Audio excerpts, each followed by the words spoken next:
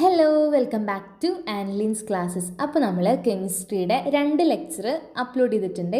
കാണാത്തവരുണ്ടെങ്കിൽ വേഗം പോയി അത് കണ്ടതിന് ശേഷം ഈ വീഡിയോ കാണണം. നമ്മൾ കഴിഞ്ഞ വീഡിയോയിൽ എന്താ പറഞ്ഞത്? പ്രോട്ടോൺ ആര് കണ്ടുപിടിച്ചു, എങ്ങനെ കണ്ടുപിടിച്ചു, ഇതുവരെ നമ്മൾ എടുത്തിട്ടുണ്ടല്ലേ കഴിഞ്ഞ ക്ലാസ്സിൽ. യെസ്, നമ്മൾ ഈ ക്ലാസ്സിൽ പറയാനായിട്ട് പോകുന്നത് ഓരോ ആറ്റത്തിൻ്റെ മോഡലിനെ പറ്റിയിട്ടാണ്. ജെ തോംസൺ എന്താ കണ്ടുപിടിച്ചത്? നമ്മൾ കഴിഞ്ഞ ക്ലാസ്സിൽ പറഞ്ഞതല്ലേ. ജെ തോംസൺ വന്നിട്ട് ഒരു റേഷ്യോ പറഞ്ഞില്ലേ? എന്ത് റേഷ്യോ ആണ്? ചാർജ് ടു മാസ് റേഷ്യോ അല്ലേ? അത് കണ്ടുപിടിച്ചപ്പം ആൾക്ക് മനസ്സിലായി അവിടെ എന്തുണ്ട്, ഇലക്ട്രോൺ ഉണ്ടെന്ന് അല്ലേ. ഇലക്ട്രോണിനെ കണ്ടുപിടിച്ചത് ആരാണ്? അപ്പം ജെ തോംസൺ ആണ്. അപ്പോൾ ഇലക്ട്രോണിനെ ജെ തോംസൺ കണ്ടുപിടിച്ചപ്പം ആൾക്ക് മനസ്സിലായി അന്ന് ഇനി എനിക്ക് ആറ്റത്തിൻ്റെ ഒരു മോഡൽ ഉണ്ടാക്കി നോക്കാം, അല്ലെങ്കിൽ മോഡൽ ഇങ്ങനെ ആയിരിക്കുമോ എന്ന് ആൾക്കൊരു സംശയം തോന്നിയിട്ട് ആളെന്ത് ചെയ്തു? ഞാൻ ആറ്റത്തിൻ്റെ മോഡൽ പറയാൻ പോവാണ് എന്ന് പറഞ്ഞു. കാരണം എന്താണ്? ആറ്റത്തിൽ ഓൾറെഡി ഇലക്ട്രോൺസ് ഉണ്ട് എന്ന് ആൾക്ക് മനസ്സിലായി. അപ്പോൾ ആറ്റത്തിന് ഒരു മോഡൽ കൊടുക്കാം എന്നാൾ വിചാരിച്ചു. അത് മുതലാണ് നമ്മൾ ഈ ക്ലാസ്സിൽ പറയാനായിട്ട് പോകുന്നത്. ഓക്കെ അല്ലേ? റെഡിയാണോ ക്ലാസ് കേൾക്കാൻ? അപ്പം നിങ്ങൾക്ക് ഇനി ഇതുവരെ ഉള്ളത് മനസ്സിലായിട്ടില്ലെങ്കിൽ എന്ത് ചെയ്യാൻ? വേഗം പോയിട്ട് മുമ്പത്തെ വീഡിയോസൊക്കെ കണ്ടിട്ട് വേണം ഈ വീഡിയോ കാണാൻ. ഓക്കെ. പിന്നെ നമ്മൾ ട്യൂഷൻ സ്റ്റാർട്ട് ചെയ്യുന്നുണ്ട്. ജൂലൈ 1 മുതലാണ്. ഫിസിക്സിനും ബയോളജിക്കും കെമിസ്ട്രിക്കും ഇതേപോലെ നല്ല ക്ലാസ്സൊക്കെ വേണമെങ്കിൽ എന്ത് ചെയ്യുക? വേഗം ഞാനിവിടെ കാണിച്ച നമ്പറിൽ എനിക്ക് മെസ്സേജ് അയച്ചാൽ മതി കേട്ടോ. നമ്മൾ ഇതേപോലെ തിങ്കൾ മുതൽ വെള്ളി വരെ ക്ലാസ് ഉണ്ടായിരിക്കും. പിന്നെ അത് കഴിഞ്ഞിട്ട് ക്ലാസ് കഴിഞ്ഞിട്ട് ഒരു 15 മിനിറ്റ്സ് മീറ്റിംഗ് പോലെ വയ്ക്കുവേ. അതിൽ നമുക്ക് സംശയം ഉണ്ടെങ്കിൽ നമുക്ക് ചോദിക്കാം. ഞാൻ നിങ്ങളോടും ചോദിക്കും. പക്ഷെ ഞാൻ ചോദിക്കുന്നു വിചാരിച്ച് നിങ്ങൾ പേടിച്ചിട്ട് മീറ്റിങ്ങിന് കയറാതിരിക്കരുത്. കാരണം എന്താണ്? നമ്മളിങ്ങനെയല്ല പഠിക്കുക, നമ്മൾ പഠിക്കാനല്ല ട്യൂഷന് ജോയിൻ ചെയ്യുന്നത്. അതെ. പിന്നെ ശനിയാഴ്ച എനിക്ക് ലീവാണ്. കാരണം ഞായറാഴ്ച ഒരു കുഞ്ഞ് എക്സാം ഉണ്ടായിരിക്കും. അത് ആ ആഴ്ചയിലെടുത്ത സംഭവങ്ങളെല്ലാം കൂടിയിട്ട് ഞാൻ തന്നെ ഉണ്ടാക്കിയൊരു കുഞ്ഞ് എക്സാം. ഓക്കെ. അപ്പോൾ എന്താണ് ഇത്രയുള്ള നമ്മുടെ ട്യൂഷൻ്റെ കാര്യം. ഫീസൊക്കെ വരുന്നത് 200 രൂപയുള്ളൂ കേട്ടോ മാസം. അപ്പോൾ എല്ലാവരും ജോയിൻ ചെയ്യുക. ഫ്രണ്ട്സിനൊക്കെ വിളിച്ചിട്ട് നമുക്ക് സെറ്റായിട്ട് പഠിക്കാം. നമുക്കിപ്പോൾ എന്തായാലും കെമിസ്ട്രി ബാക്കി പഠിക്കാം. ഓക്കെ, നമുക്ക് പഠിക്കാനുള്ള ആദ്യത്തെ ടോപ്പിക്കാണ് ഇന്നത്തെ. ഏതാണ്? വായിച്ചേ ഉറക്കെ. Plum pudding model of atom. ഞാൻ പറഞ്ഞില്ലേ ജെ തോംസൺ ഒരു മോഡൽ ഉണ്ടാക്കാൻ പോവാന്ന്. ആ മോഡലിന് ആൾ കൊടുത്ത പേരാണ് എന്ത്? Plum pudding model of atom. ആറ്റത്തിൻ്റെ പ്ലം പുഡിംഗ് മോഡൽ. എന്തുകൊണ്ടാണെന്നറിയോ അങ്ങനെ ഒരു പേര് വന്നത്? നമ്മൾ ഈ ഫിഗർ നോക്കിയാൽ നിങ്ങൾ, ഇതൊരു കേക്ക് പോലെയില്ലേ? ഒരു പ്ലം കേക്കിൻ്റെ പോലെയില്ലേ? അല്ലെങ്കിൽ പ്ലമ്മിൻ്റെ പുഡിങ് പോലെയില്ലേ? യെസ്. അതെന്തുകൊണ്ടാണെന്നറിയോ? ഇതിന്മേ ഫുള്ള് നമ്മൾ ഈ നട്ട്സൊക്കെ ഇരിക്കുന്ന പോലെയാണ് നമ്മുടെ ഇലക്ട്രോൺസും പ്രോട്ടോൺസൊക്കെ ആര് വരച്ച് വെച്ചിരിക്കുന്നത്? നമ്മുടെ ജെ തോംസൺ. അതുകൊണ്ടാണ് ഇതിനെ ഒരു പ്ലം പുഡിംഗ് മോഡൽ എന്ന് പേര് വന്നത്. ഓക്കെ. അപ്പോൾ നിങ്ങൾക്ക് ഞാനിത് പറഞ്ഞപ്പോൾ തന്നെ ആരാണ് പ്ലം പുഡിംഗ് മോഡൽ ഉണ്ടാക്കിയതെന്നും എങ്ങനെ ഉണ്ടാക്കിയതെന്നും ഒരു ഐഡിയ ഒക്കെ വന്നില്ലേ? ആരാണ് ഉണ്ടാക്കിയത്? ആരാണ് ഈ ഒരു പ്ലം പുഡിംഗ് മോഡൽ പ്രപ്പോസ് ചെയ്തത്? ആരാണ്? J Thomson. അപ്പോൾ ആദ്യത്തെ സെൻറ്റൻസ് അത് തന്നെയാണ്. J Thomson proposed his plum pudding model when the presence of negative particles were identified in atoms. ആറ്റങ്ങളിൽ നെഗറ്റീവായിട്ടുള്ള സംഭവങ്ങളുണ്ട്, നെഗറ്റീവായിട്ടുള്ള പാർട്ടിക്കിളുകൾ ഉണ്ട് എന്ന് കണ്ടുപിടിച്ചപ്പം ജെ തോംസൺ എന്ത് ചെയ്തു? ഒരു മോഡൽ, ആറ്റത്തിന് ഒരു മോഡൽ കൊടുത്തു. ആ മോഡലിന് ആളൊരു പേര് വിളിച്ചു plum pudding model. Okay. According to this model, negatively charged electrons are embedded in a positively charged sphere.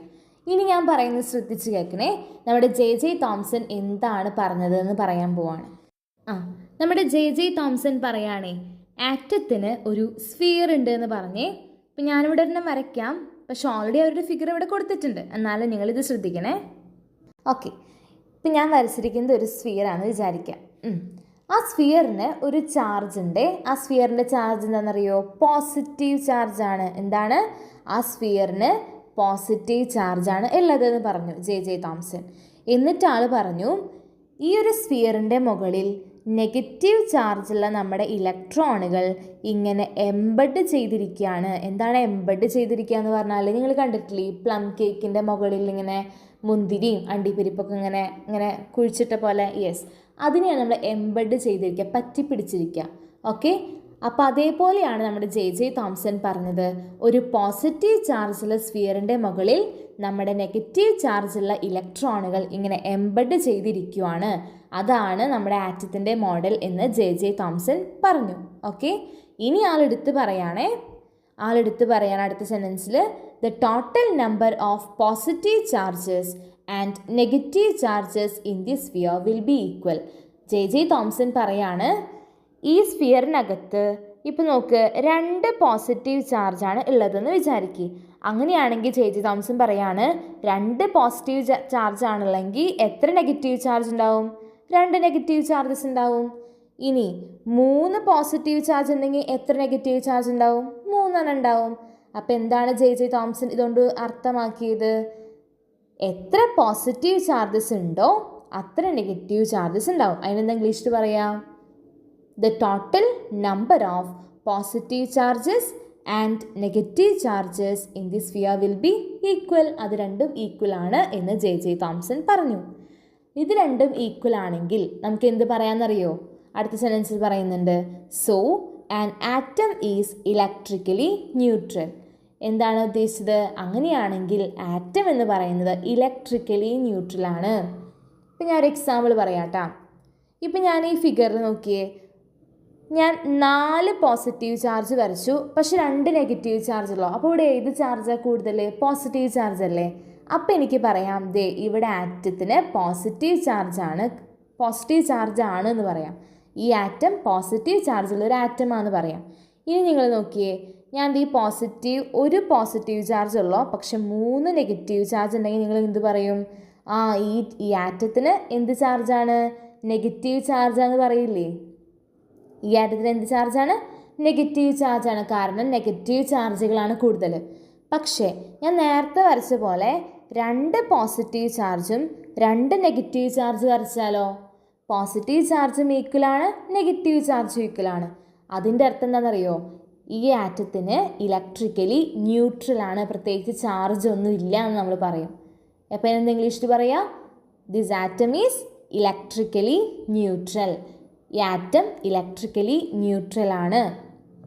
Okay, അപ്പോൾ നമ്മുടെ ജെ തോംസൻ്റെ മോഡലിൽ ഈ അവസ്ഥയല്ലേ? പോസിറ്റീവ് ചാർജുകളുടെ എണ്ണവും നെഗറ്റീവ് ചാർജുകളുടെ എണ്ണവും തുല്യമാണ്. അതുകൊണ്ട് so an atom is electrically neutral എന്ന് ആര് പറഞ്ഞു? ജെ തോംസൺ പറഞ്ഞു. അപ്പോൾ ഇതുവരെ എല്ലാവരും അംഗീകരിച്ചു ആളുടെ മോഡൽ. ഓക്കെ, ആൾ പറഞ്ഞൊക്കെ ശരിയാണ്. പക്ഷേ ഒരുപാട് പ്രശ്നങ്ങൾ ആ മോഡലിനുണ്ടായി. എന്താണ്? ഒരുപാട് കാര്യങ്ങൾ ആ മോഡലുകൾ എക്സ്പ്ലെയിൻ ചെയ്യാനായിട്ട് സാധിച്ചില്ല. അതുകൊണ്ട് ആ മോഡൽ ഫെയിലായിപ്പോയി. ഓക്കെ, ഇതാണ് അടുത്ത സെൻറ്റൻസിൽ പറയുന്നത്. But Thomson model fail to explain the results of several experiment. അപ്പോൾ ഒരുപാട് സയൻറ്റിസ്റ്റുകൾ ഒരുപാട് എക്സ്പെരിമെൻറ്റുകൾ ചെയ്തു. അപ്പോൾ അതിൽ നിന്നൊക്കെ കിട്ടിയ റിസൾട്ട് വെച്ച് നോക്കിയപ്പോൾ നമ്മുടെ ഈ മോഡലിന് അതൊന്നും എക്സ്പ്ലെയിൻ ചെയ്യാനായിട്ട് പറ്റുന്നില്ല. അതിനർത്ഥം എന്താണ്? ഈ മോഡൽ ഫെയിലാണല്ലേ? ഇതത്ര നല്ലൊരു മോഡലായിട്ട് ആരും കണ്ടില്ല. ഓക്കെ, അങ്ങനെ നമ്മുടെ ജെ തോംസണാണ് ആദ്യമായൊരു മോഡൽ പറഞ്ഞത്. എന്നിരുന്നാൽ കൂടി എന്താണ്? അത് ഫെയിലായിപ്പോയി. ഇത്രയാണ് നമ്മൾ ആ പാരഗ്രാഫിൽ പറയുന്നത്. അപ്പോൾ നമ്മളിനി റൂദർഫോർഡിൻ്റെ ഗോൾഡ് ഫോയിൽ എക്സ്പെരിമെൻറ്റ് പഠിക്കാൻ പോവുകയാണേ. അതിന് മുന്നേ ഒരു കുഞ്ഞി ബോക്സ് ഒരു സംഭവം എടുക്കണുണ്ടോ? അതൊന്ന് ജസ്റ്റ് പറഞ്ഞിട്ട് ഞാൻ എന്ത് ചെയ്യാം? അടുത്തത് പഠിക്കാം. ഓക്കെ, അപ്പോൾ അതിൽ പറയുന്നത് എന്താണ്? റേഡിയോ ആക്ടിവിറ്റി എന്നാണ് പറയുന്നത്. റേഡിയോ ആക്ടിവിറ്റി നിങ്ങൾ ആ പേരിന് മുന്നേ കേട്ടിട്ടുണ്ടോ? ഇല്ല അല്ലേ? ഓക്കെ, നമുക്ക് പഠിക്കാം. റേഡിയോ ആക്ടിവിറ്റി എന്ന് പറഞ്ഞാലേ ഇപ്പം നിങ്ങൾ എലമെൻറ്റുകൾ എന്താണെന്നറിയില്ലേ നിങ്ങൾക്ക്? പീരിയോഡിക് ടേബിൾ ഒരുപാട് എലമെൻ്റ് ഉണ്ടല്ലേ? അതിലൊക്കെ എല്ലാ എലമെൻറ്റ്സിനും ഇല്ല കേട്ടോ ഈ പ്രത്യേകത. ചില എലമെൻറ്റുകൾക്ക് ഒരു പ്രത്യേക സ്വഭാവമുണ്ട്. ഫോർ എക്സാമ്പിൾ, ഇപ്പോൾ ഇവിടെ തന്നെ കൊടുത്തിട്ടുണ്ട് യുറാനിയം, തോറിയം, ഇതൊക്കെ എലമെൻറ്റുകളുടെ പേരാണേ.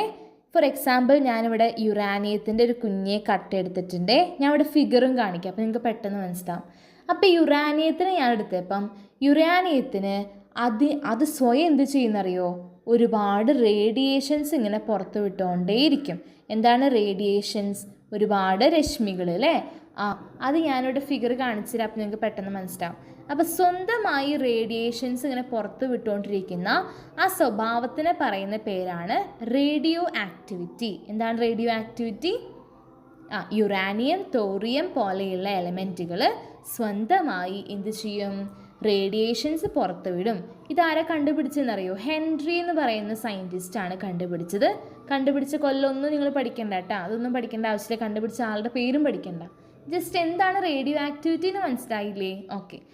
അതുപോലെ ഇവർ പുറത്ത് വിടുന്നു പറഞ്ഞത് റേഡിയേഷൻസ് പ്രധാനമായും 3 റേഡിയേഷൻസ് ആണ് ഇവർ പുറത്ത് വിടുക കേട്ടോ. ഒന്നാമത്തത് എന്താണെന്നറിയോ? ആൽഫ എന്ന് പറഞ്ഞിട്ടൊരു റേഡിയേഷൻ ഉണ്ട്. എന്താണ് പേര്? ആൽഫ. ആൽഫയ്ക്ക് പോസിറ്റീവ് ചാർജ് ആണുള്ളത്. എന്ത് ചാർജാണ്? ആൽഫയ്ക്ക് പോസിറ്റീവ് ചാർജാണ്. ബീറ്റ എന്ന് പറഞ്ഞിട്ട് വേറൊരു റേഡിയേഷൻ ഉണ്ട്, അതിന് നെഗറ്റീവ് ചാർജാണ്. ഓക്കെ.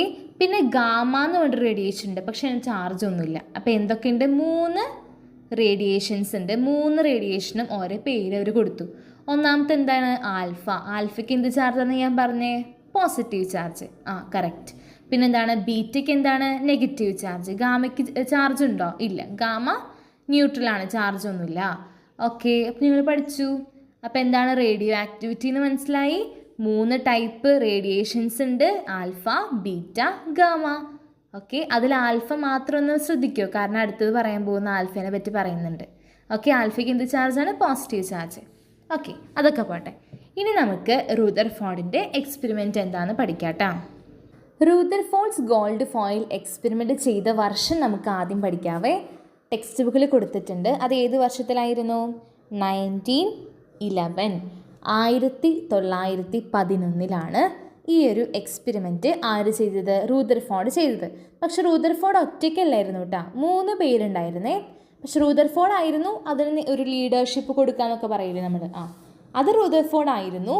പക്ഷെ 3 പേര് ചേർന്നിട്ടാണ് ആ എക്സ്പെരിമെൻറ്റ് നടത്തിയത്. അതാരൊക്കെയാണെന്ന് നമുക്ക് നോക്കാം. എൻ്റെ കൂടെ വായിക്കുമോ? ആരൊക്കെയാണ്? ഏണസ്റ്റ് റൂദർഫോർഡ്, അതേപോലെ തന്നെ ഹാൻസ് ഗീഗർ, പിന്നെ ഏണസ്റ്റ് മാഡ്സൺ. ഓക്കെ. ആരൊക്കെയാണ് 3 പേര്? ഏണസ്റ്റ് റൂദർഫോർഡ്, ഹാൻസ് ഗീഗർ, പിന്നെ ഏണസ്റ്റ് മാഡ്സൺ. ഈ 3 പേരാണ് ആ എക്സ്പെരിമെൻ്റ് ചെയ്തത്. അതിൽ നമ്മുടെ ഇമ്പോർട്ടൻ്റ് ആളാണ് ആര്? Ernest Rutherford. ഇവിടെ പിക്ചർ അടക്കം കൊടുത്തിട്ടുണ്ട്. ഓക്കെ. അവരെന്ത് ചെയ്തു എന്നറിയോ? They conducted experiments by bombarding alpha rays on a very thin gold foil. ഞാൻ ആ എക്സ്പെരിമെൻറ്റ് ഇവിടെ കാണിക്കാം ഒരു വീഡിയോ ആയിട്ട്. നിങ്ങൾ നോക്കിയേ, ഏണസ്റ്റ് റൂദർഫോർഡ് എന്ത് ചെയ്തു? ഒരു തിന്നായിട്ടുള്ള വളരെ മെലിഞ്ഞ ഒരു ഗോൾഡ് ഫോയിൽ എടുത്ത് വെച്ചു.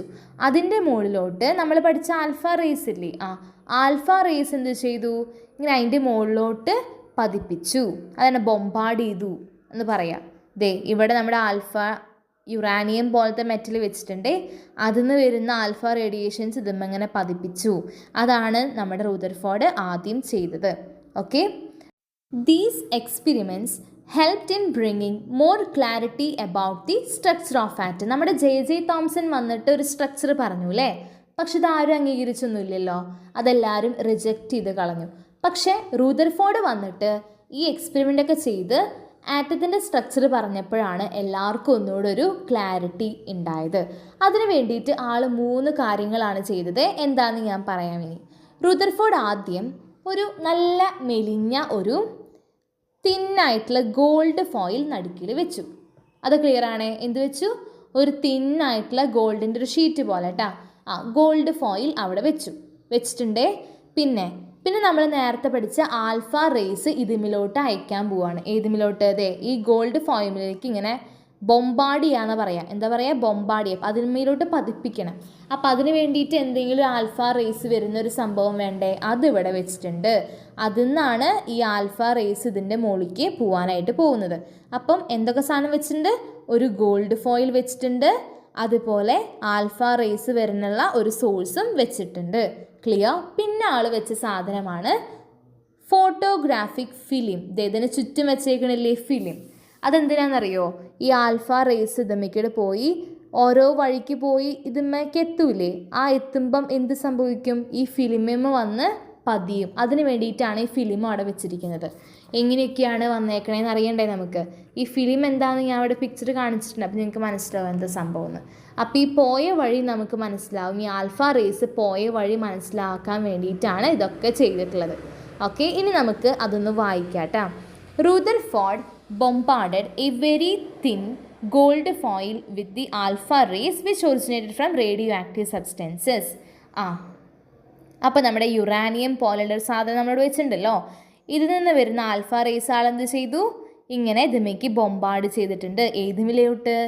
നല്ല തിന്നായിട്ടുള്ള ഗോൾഡ് ഫോയിലുമിലോട്ട് ബൊമ്പാർഡ് ചെയ്തിട്ടുണ്ട്. Okay, and try to find out the deflections that occurred in their path. എന്നിട്ട് എന്ത് ചെയ്തു? ഇതിന് സംഭവിച്ച ഇത് പോയ വഴിക്ക് സംഭവിച്ച എന്തെങ്കിലും ഒരു മാറ്റം ആൾ നോക്കാനായിട്ട് തുടങ്ങി. ആളത് ഒബ്സർവ് ചെയ്തു. ആ പോയ വഴിക്ക്, ഈ ആൽഫ റേസ് പോയ വഴിക്ക് എന്തെങ്കിലും മാറ്റം സംഭവിച്ചിട്ടുണ്ടോ എന്ന് ആര് ഒബ്സർവ് ചെയ്തു? നമ്മുടെ റൂദർഫോർഡ് ശ്രദ്ധിക്കാനായിട്ട് തുടങ്ങി. ഇതാണ് നമ്മുടെ എക്സ്പെരിമെൻറ്റ് നമ്മൾ ചെയ്യുന്ന കാര്യം കേട്ടോ. The alpha particles which pass through the gold foil were made to strike on the photographic film arranged around it. ഇത് ഞാൻ നേരത്തെ പറഞ്ഞ സംഭവമാണ്. നമ്മൾ പറഞ്ഞു വിട്ട ആൽഫ റേസ് എവിടേക്കെങ്കിലുമൊക്കെ പോവില്ലേ? ഇതിൻ്റെ അപ്പുറത്തോട്ട് പോവാം, അല്ലെങ്കിൽ തിരിച്ചു വരാം, അങ്ങനെ ഉണ്ടല്ലേ. അപ്പോൾ അത് പോയത് മനസ്സിലാക്കാൻ വേണ്ടിയിട്ട് നമ്മൾ ഇതിന് ചുറ്റും എന്ത് വെച്ചിട്ടുണ്ട്? ഫിലിം വെച്ചിട്ടുണ്ട്. അപ്പോൾ അവർ പോയത് എങ്കിട്ടാണ് ഇതുമ്പോൾ പതിയും. അപ്പോൾ നമുക്ക് മനസ്സിലാവും, ഇത് ഇവിടേക്ക് തിരിച്ചെത്തിയിട്ടുണ്ട്, അല്ലെങ്കിൽ അത് അപ്പുറത്തേക്ക് കടന്നിട്ടുണ്ട്, നമുക്ക് മനസ്സിലാവും. അതിന് വേണ്ടി നമ്മൾ അതിൻ്റെ ചുറ്റും ഒരു ഫിലിം വെച്ചിട്ടുണ്ടെന്ന്. ഇനി ഈ എക്സ്പെരിമെൻറ്റിലൂടെ എന്തൊക്കെ കണ്ടുപിടിച്ചു എന്ന് പറഞ്ഞിട്ട് ഒരു 3 പോയിൻ്റ് ഇവിടെ കൊടുത്തിട്ടുണ്ട്. Very very very important. അതെന്തായാലും പഠിക്കണം, അതെന്തായാലും എക്സാമിന് വരും കേട്ടോ. അപ്പോൾ 3 പോയിൻ്റാണ് നമുക്ക് പഠിക്കാനുള്ളത്. ഒന്നാമത്തെ പോയിന്റിൽ എന്താ പറയുന്നത്? Most of the alpha particles passed through the gold foil undeflected. അപ്പം മോസ്റ്റ് ഓഫ് എന്ന് വെച്ചാൽ എന്താണ്? ഒരുപാട് റേഡിയേഷൻസ് വരില്ലേ, അതിൽ ഭൂരിഭാഗം റേഡിയേഷൻസിനും രശ്മികൾക്കും ഒരു മാറ്റവും സംഭവിച്ചില്ല. ഇതിങ്ങനെ പോയി ദി ഗോൾഡ് ഫോയിലിൻ്റെ ഉള്ളിൽ കൂടെ ഇങ്ങനെ നേരെ തന്നെ പാസ് ചെയ്തു. ഒരു മാറ്റവും അതിൻ്റെ വഴിക്ക്, അത് പോയ വഴിക്ക് സംഭവിച്ചിട്ടില്ല. അപ്പം അൺഡിഫ്ലക്റ്റഡ് എന്ന് വെച്ചാൽ ഡിഫ്ലക്ഷൻ സംഭവിച്ചിട്ടില്ല, അതിൻ്റെ പാത്തിന് വ്യതിയാനം സംഭവിച്ചിട്ടില്ല. ഓക്കെ, അപ്പം എന്താ പറയുക? ഇതെൻ്റെ കൂടെ പഠിക്കേ. Most of the alpha particles, ആ പോയതിൽ ഭൂരിഭാഗം, most of the alpha particles passed through the gold foil undeflected. Gold ഫോയിലൂടെ പാസ് ചെയ്തു. എങ്ങനെ? ഡിഫ്ലക്റ്റ് ചെയ്തോ? ഇല്ല. അതുകൊണ്ട് നമ്മൾ അൺഡിഫ്ലക്റ്റഡ് എന്ന് പറഞ്ഞു. ഫസ്റ്റ് പോയിന്റ് പഠിച്ചേ, most of the alpha particles passed through the gold foil undeflected. Clear? രണ്ടാമത്തെ പോയിന്റ് ആണ്, some of the alpha particles deflected by a small angle from the straight line when they hit the gold foil. പക്ഷേ ചിലതിന് കുഞ്ഞി ആംഗിളിൽ മാറ്റം വന്നിട്ടുണ്ട്. എന്തിൽ? Some. നമ്മൾ പറഞ്ഞു വിട്ട ആൽഫ പാർട്ടിക്കിൾസിൽ ചിലതിന് എന്ത് സംഭവിച്ചിട്ടുണ്ട്? Some of the alpha particles deflect ചെയ്തിട്ടുണ്ട്. പക്ഷേ എങ്ങനെയാണ്? സ്മോൾ ആംഗിളിൽ, കുഞ്ഞി ആംഗിളിൽ. നിങ്ങൾ നോക്കിയേ, ഇതിപ്പോൾ ഞാൻ അങ്ങനെ പറഞ്ഞു വിട്ടേ, ഇങ്ങനെ ഡിഫ്ലക്റ്റ് ചെയ്തു വിചാരിക്കേ. നേരെ പോകേണ്ട ആളാണ്, പക്ഷേ ഇത് ഇങ്ങനെ ഡിഫ്ലക്റ്റ് ചെയ്തു, കുഞ്ഞി ആംഗിളിൽ ഡിഫ്ലക്റ്റ് ചെയ്തു. അതിനെയാണ് നമ്മളിവിടെ സെക്കൻഡ് പോയിന്റിൽ പറഞ്ഞിരിക്കുന്നത്. Some of the alpha particles deflected by small angle from the straight line. Gold ഫോയിലിലോട്ട് അത് വന്ന് ഇടിച്ചപ്പം അവരെന്ത് ചെയ്തു? നേരെ പോകേണ്ടതായിരുന്നു, പക്ഷെ ശകലം അങ്ങോട്ട് നീങ്ങിയിട്ടാണ് അവർ പോയത്, സ്ട്രെയിറ്റ് ആയിട്ടല്ല പോയതെന്ന്. ഓക്കെ, അപ്പോൾ most of the alpha particles എങ്ങനെയാണ് പോയത്? സ്ട്രെയിറ്റ് ആയിട്ട്, ഡിഫ്ലക്ഷനൊന്നും സംഭവിച്ചിട്ടില്ല. Some of the alpha particles എങ്ങനെയാണ് പോയത്?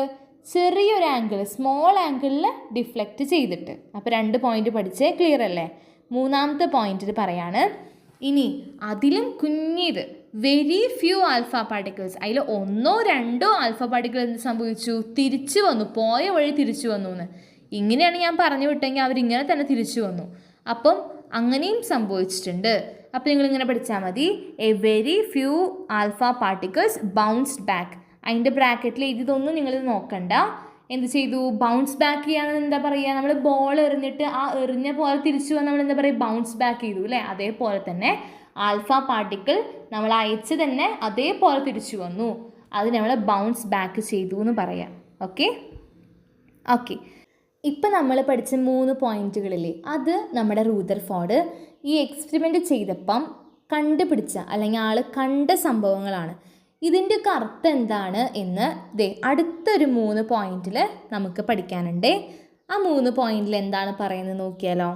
Okay, majority of the alpha particles passed through the foil undeflected since most part of the atom was empty എന്ന് വെച്ചിട്ടുണ്ടെങ്കിൽ ഇപ്പോൾ ഈ ഗോൾഡ് ഫോയിൽ നമ്മളിങ്ങനെ എടുത്തു വെച്ചു അല്ലേ, അതിൻ്റെ അർത്ഥം എന്താണെന്നറിയോ, ഇതൊരു ആറ്റമായി നിങ്ങൾ കൺസിഡർ ചെയ്യാം. ഇതൊരു ആറ്റമാണെന്ന് വിചാരിക്കുക. എന്താ സംഭവിച്ചത്, ആൽഫ പാർട്ടിക്കിൾ നമ്മൾ പറഞ്ഞയച്ചപ്പം എന്ത് സംഭവിച്ചു, അതിൽ ഭൂരിഭാഗം ആൽഫ പാർട്ടിക്കിൾസ് എന്ത് സംഭവിച്ചു, ഒരു മാറ്റവും സംഭവിച്ചില്ല അല്ലേ, ഡിഫ്ലക്ഷൻ ഒന്നും സംഭവിക്കാണ്ട് അങ്ങ് അപ്പുറത്തേക്ക് പോയി. അതിൻ്റെ അർത്ഥം എന്താണ്, നമ്മുടെ ആറ്റത്തിലെ most of the part of an atom എന്താണ്, എംപ്റ്റി ആണെന്ന്. Okay, most part of the atom empty ആണ്, അവിടെ ഒന്നുമില്ല എന്ന് നമുക്ക് മനസ്സിലായി. കാരണം നമ്മൾ പറഞ്ഞയച്ച ആൽഫ പാർട്ടിക്കിൾസിന് ഒരു മാറ്റവും സംഭവിക്കാണ്ട് അപ്പുറത്തേക്ക് പോയി. ക്ലിയർ അല്ലേ ഒന്നാമത്തെ പോയിന്റ്? അതാണ് ഇവിടെ പറയുന്നത്. Majority of the alpha particles, ആ ആൽഫ പാർട്ടിക്കിൾസിൽ ഭൂരിഭാഗം എന്ത് സംഭവിച്ചു, പാസ്ഡ് ത്രൂ ദ ഗോൾഡ് ഫോയിലൂടെ ഡിഫ്ലക്ഷൻ ചെയ്യാണ്ട് പാസ് ചെയ്തു. എന്തുകൊണ്ടാണ് അതിൻ്റെ കാരണം, ആ ആറ്റത്തിലെ മോസ്റ്റ് പാർട്ട് എന്താണ്, എംപ്റ്റി ആണ്, അവിടെ ഒന്നുമില്ല എന്ന്. ഫസ്റ്റ് പോയിന്റ് പഠിച്ചു. അതിലൊന്നാമത്തെ പോയിന്റ് ഇങ്ങനെയാണ് പറയുന്നത്, ആറ്റത്തിലെ നിങ്ങൾ കാര്യം മനസ്സിലാക്കുക, നമ്മൾ നമ്മുടെ ഗോൾഡ് ഫോയിൽ ഇങ്ങനെ വെച്ചപ്പം എന്ത് സംഭവിച്ചേ, കുറേ ആൽഫ പാർട്ടിക്കിൾസിന് ഒരു മാറ്റവും സംഭവിക്കാണ്ട് അപ്പുറത്തേക്ക് പോയി എന്നല്ലേ പറഞ്ഞേ. അതിൻ്റെ അർത്ഥം എന്താണെന്നറിയോ, അതിൻ്റെ അർത്ഥം ഈ ഗോൾഡ് ഫോയിൽ ഒരു ആറ്റമാണെന്ന് വിചാരിക്കുക. എന്താണ്, ഒരു ആറ്റമല്ലേ അതുണ്ടാക്കിയത് എന്തുകൊണ്ട്, ആറ്റം കൊണ്ട്. ഒരു മാറ്റം ഇല്ലാണ്ട് അപ്പുറത്തേക്ക് പോയി എന്നതിൻ്റെ അർത്ഥം ഇവിടെ ഒരു തടസ്സമില്ല അവർക്ക് പോവാൻ. അതിൻ്റെ അർത്ഥം ഇവിടെ ഫുൾ എംപ്റ്റി ആണ്, ഒരുപാട് ഭാഗം എംപ്റ്റി ആയതുകൊണ്ടാണ്, ഈ ആറ്റത്തിനകത്തെ ഒരുപാട് ഭാഗത്ത് ഒന്നുമില്ല, പ്രത്യേകിച്ച് എംപ്റ്റി ആയതുകൊണ്ടാണ് ഈ വന്ന റേഡിയേഷൻസിനൊക്കെ സുഖമായി അപ്പുറത്തേക്ക് പോകാൻ പറ്റിയത്. അതുകൊണ്ടാണ് അതിന് ഡിഫ്ലക്ഷൻ ഒന്നും സംഭവിക്കാഞ്ഞത്. ഓക്കെ, അതാണ് ഇവിടെ നമ്മുടെ ഫസ്റ്റ് പോയിന്റിൽ പറയുന്നത്. മെജോറിറ്റി ഓഫ് ആൽഫ പാർട്ടിക്കിൾസിലെ മെജോറിറ്റി ഭൂരിഭാഗത്തിന് എന്ത് സംഭവിച്ചു, ഡിഫ്ലക്ഷൻ സംഭവിക്കാണ്ട് ഫോയിലിൻ്റെ അപ്പുറത്തേക്ക് പാസ് ചെയ്തു. Since most part of the atom is empty, was empty. എന്തുകൊണ്ടാണ് പാസ് ചെയ്തത്, ആറ്റത്തിലെ മോസ്റ്റ് പാർട്ട് എന്താണ്, എംപ്റ്റി ആണ്, അവിടെ ഒന്നുമില്ലായിരുന്നു. ക്ലിയർ അല്ലേ? പക്ഷേ എന്ത് സംഭവിച്ചു, ചില ആൽഫ പാർട്ടിക്കിൾസിന് ഇങ്ങനെ പോകേണ്ടത് എങ്ങനെ പോയി, ഇങ്ങനെയൊക്കെ പോയി അല്ലേ, കുഞ്ഞ് ആംഗിളിൽ പോവാൻ എന്തായിരിക്കും കാരണം, അങ്ങനെ കുഞ്ഞ് ആംഗിളിൽ ഡിഫ്ലക്ഷൻ സംഭവിക്കാനുള്ള കാരണമാണ് നമ്മുടെ രണ്ടാമത്തെ പോയിന്റിൽ പറയുന്നത്. വായിച്ചാലോ, some of the alpha particles got deflected by a small angle due to the repulsion. എന്തുകൊണ്ടാണ് റിപ്പൽഷൻ സംഭവിച്ചു, എങ്ങനെ സംഭവിച്ചു, caused when the passed by the positively charged regions inside the atom. അപ്പോൾ അത് എന്തുകൊണ്ടാണ് കുഞ്ഞ് ആംഗിളിൽ നേരെ പോകേണ്ട നമ്മുടെ റേസ് ചെരിഞ്ഞു പോയത് എന്നാണ് നമ്മൾ അടുത്തത് പഠിക്കുന്നത്. രണ്ടാമത്തെ പോയിന്റിൽ അതിനെ പറ്റിയേ പറയുന്നത്. ഞാനൊരു കാര്യം ചോദിച്ചോട്ടെ, നമ്മൾ റേഡിയോ ആക്ടിവിറ്റീനെ പറ്റി പഠിച്ചപ്പോൾ പറഞ്ഞു ആൽഫ റേസില്ലേ, ആൽഫ റേസിന് എന്ത് ചാർജാണ്, ഓർമ്മയുണ്ടോ, നോക്കട്ടെ ഓർമ്മയുണ്ടോ എന്ന്. എന്ത് ചാർജായിരുന്നു, പോസിറ്റീവ് ചാർജായിരുന്നു അല്ലേ. അപ്പോൾ പോസിറ്റീവ് ചാർജായിട്ടുള്ള ആൽഫ റേഡിയേഷൻസ് എപ്പോഴാണ് ഡിഫ്ലക്ഷൻ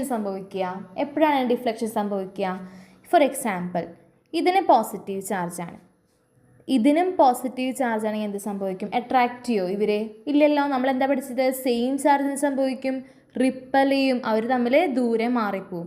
അതുപോലെ തന്നെ നമ്മുടെ റേഡിയേഷൻ, ഇതൊരു ആറ്റമാണേ, ആറ്റത്തിലൂടെ ഇങ്ങനെ പോവുമായിരുന്നു നമ്മുടെ റേഡിയേഷൻ, പോയപ്പോൾ പെട്ടെന്ന് ഇവിടെ ഒരു പോസിറ്റീവ് ചാർജിൻ്റെ പ്രസൻസ് അതിൻ്റെ ഒരു അടുത്തേക്ക് എത്തിയപ്പോൾ നമ്മുടെ റേസിന് എന്ത് ചാർജ് തന്നെയാണ്, പോസിറ്റീവ് ചാർജ് അല്ലേ. അതെ, പെട്ടെന്ന് ഇവിടെ അങ്ങനെ അടുത്തെത്തി, പക്ഷെ അതുമ്പോൾ തൊട്ടിട്ടൊന്നുമില്ല, അടുത്തേക്ക് കൂടെ പോയപ്പം അതിന് മനസ്സിലായി എന്തോ ഒരു പോസിറ്റീവ് ചാർജ് അടുത്തുണ്ട് എന്ന് മനസ്സിലായപ്പോൾ ചെറിയൊരു രീതിക്ക് എന്ത് സംഭവിച്ചു, ഒരു ഡിഫ്ലക്ഷൻ സംഭവിച്ചു. അതാണ് ഉണ്ടായത്. അതുകൊണ്ടാണ് കുഞ്ഞ് ആംഗിളിന് അവിടെ ഒരു ഡിഫ്ലക്ഷൻ സംഭവിച്ചത്. അതാണ് സെക്കൻഡ് പോയിന്റിൽ പറയുന്നത്. ക്ലിയർ അല്ലേ സംഭവം? നമ്മുടെ ആൽഫയ്ക്ക് പോസിറ്റീവ് ചാർജാണെന്ന് മനസ്സിലാക്കിയാൽ മതി. ഓക്കെ, നമുക്ക് മൂന്നാമത്തെ പോയിന്റ് കൂടി പറയാം. മൂന്നാമത്തെ പോയിന്റ് പറഞ്ഞിട്ട് ഞാൻ ഒന്നുകൂടെ പറയുമ്പോൾ നിങ്ങൾക്ക് എല്ലാം ക്ലിയർ ആവുമേ. ഓക്കെ, മൂന്നാമത്തെ പോയിന്റിൽ എന്താ പറയുന്നതെന്നറിയോ? നിങ്ങൾ നോക്ക്, ഇതൊരു ആറ്റമാണേ. ഈ ആറ്റത്തിൻ്റെ സെൻറ്ററിലായിട്ട് ഇതേ കുഞ്ഞൊരു ഭാഗത്ത് മാത്രം എന്തുണ്ടെന്നറിയോ? ഇവിടെ ഉള്ള ഈ കുഞ്ഞേ ഭാഗത്തിനെയാണ് പറയുന്നത് ന്യൂക്ലിയസ്. ഇതിനെന്താ പറയുക? ഇതിൻ്റെ പേരാണ് ന്യൂക്ലിയസ്. ഓക്കെ, ഈ ന്യൂക്ലിയസിൻ്റെ ചാർജ് എന്താണെന്ന് അറിയാം നിങ്ങൾക്ക്? പോസിറ്റീവ് ചാർജാണ്. ന്യൂക്ലിയസിൻ്റെ ചാർജാണ് പോസിറ്റീവ് ചാർജ്. അപ്പം നമ്മുടെ പോസിറ്റീവ് ചാർജ് ആയിട്ടുള്ള ആൽഫ റേഡിയേഷൻസ് നേരെ ചെന്ന് ഈ പോസിറ്റീവ് തട്ടി എന്ത് സംഭവിക്കുക? പോസിറ്റീവും ഭയങ്കര ഡിഫ്ലക്ഷൻ സംഭവിക്കും. അത് തിരിച്ചിങ്ങോട്ട് പോരും. അതാണ് നമ്മൾ പറഞ്ഞില്ലേ 1 2 ആൽഫയ്ക്ക് എന്ത് സംഭവിച്ചു? ബൗൺസ് ബാക്ക് ചെയ്തു എന്ന്. അതിന് കാരണം ഇതാണ്. അത് നേരെ പോയി ന്യൂക്ലിയസിൽ ചെന്ന് ഇടിച്ചു. ന്യൂക്ലിയസിൻ്റെ ചാർജ് എന്താ? പോസിറ്റീവാണ്. അപ്പോൾ നോക്കിക്കുക, ഞാൻ ഒന്നുകൂടെ പറയാം. ഇത് ഇപ്പോൾ ഞാൻ വരച്ചിരിക്കുന്നത് ഒരു ആറ്റമാണെന്ന് വിചാരിക്കുക. ആറ്റത്തിൻ്റെ നടുക്കിലെ പോർഷനിൽ മാത്രമാണ് എന്തുള്ളത്? പോസിറ്റീവ് ചാർജ് ഉള്ളത്. ആ പോസിറ്റീവ് ചാർജുള്ള സെൻറ്ററിനെ പറയുന്ന പേരാണ് എന്ത്? ന്യൂക്ലിയസ്. ഓക്കെ, അപ്പോൾ നമ്മൾ 3 പോയിൻ്റ് നേരത്തെ കണ്ടു അല്ലേ? അതൊന്നുകൂടെ ഞാൻ പറയാവേ. ഒരു ആൽഫ പാർട്ടിക്കിൾ ഇങ്ങനെ നേരെ പോയി, ഒരു കുഴപ്പമുണ്ടായില്ല, ഒരു കുഴപ്പമുണ്ടാവാതെ നേരെ പോയി. ഡിഫ്ലക്ഷൻ സംഭവിച്ചോ? അയ്യോ, ഡിഫ്ലക്ഷൻ ഞാൻ വരച്ചതിന് സംഭവിച്ചു, പക്ഷെ ശരിക്കും സംഭവിച്ചോ? ഇല്ല. അത് നേരെ ഒരു കുഴപ്പമില്ലാതെ പോയില്ലേ? അതിൻ്റെ അർത്ഥം എന്താണ്?